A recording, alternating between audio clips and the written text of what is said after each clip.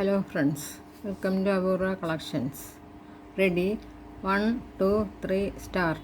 The lapse in Prime Minister Narendra Modi's security arrangements, which left his convoy stranded on a flyover for around 20 minutes near Firozpur in Punjab on Wednesday is indeed a serious one as stated by the Union Home Ministry.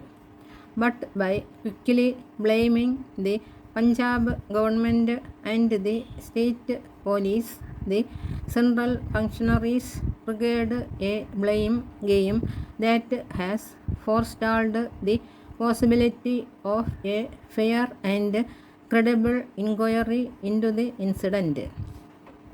Two parallel inquiries have been announced, one by the centre and another by the state, both of which are on hold until Monday, when the Supreme Court of India will hear a plea on the issue. Discussions on national security are always surcharged in India, but at least this one involving the personal security of the Prime Minister should have been more tempered. Union ministers and Bharatiya Janata Party functionaries turned this into yet another loyalty test and resorted to hyperbole. India takes the security of its Prime Minister very seriously. After all, a sitting Prime Minister, a former Prime Minister, and the leader revered as the father of the nation are among the list of the country's assassinated leaders. The Special Protection Group, with an outlay of around rupees 600 crore in 2020 and around 3,000 personnel, has just one job: protect one person, the Prime Minister.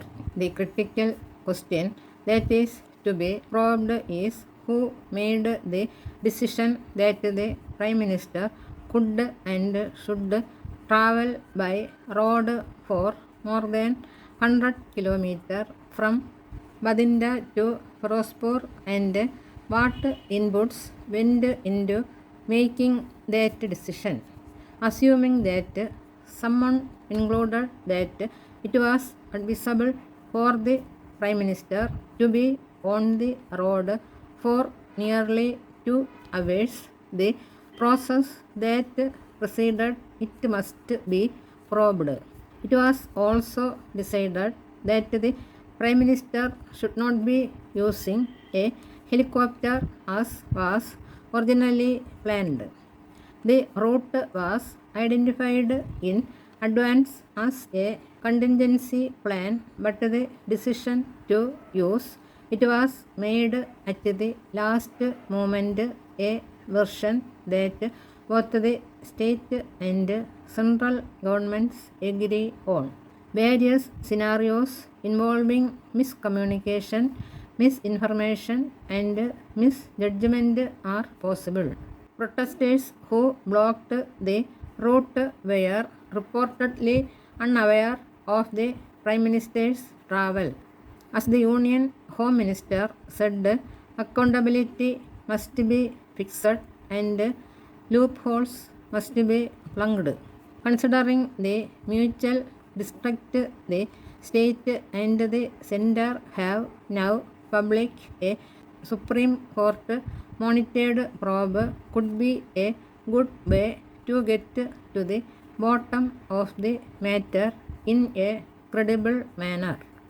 This episode must also lead to a more efficient protocol for the Prime Minister's travel and a repurposing of the SPG if required. Meanwhile, loose talk, diatribe, and electioneering on the issue must be shunned at all cost.